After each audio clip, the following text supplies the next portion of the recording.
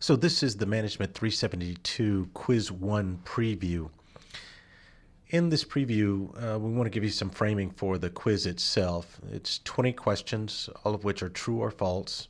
You conduct your own work, no assistance or outside sourcing of material or assistance from anyone or any persons.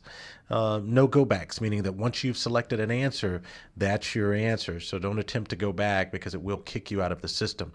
You have 30 minutes to complete the quiz, which is more than ample time to be able to do so. And then it's located on motivatetheworld.com, our website. Results will post under assignments.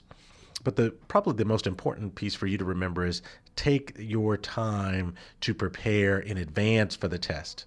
That's critical in your potential success of the quiz itself.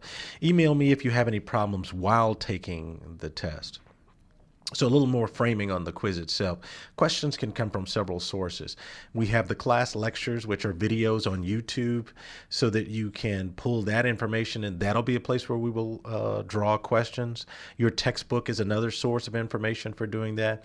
And even your notes, even though this is an online class, you should take notes just as you would in a traditional class. So they can be helpful, although we'll only draw the questions from the textbook and from the YouTube videos. Focus on some of these key words that I mentioned in the review when it gets started here in a few minutes, and then make sure that you're learning the concepts and not putting yourself in a place where you're trying to memorize, because that will be difficult with a true or false type of questioning. If you do have questions, though, and you need further clarity, feel free to touch base with me. So, where should you focus? What is contingency theory? What is situational theory? Why do we conduct leadership planning?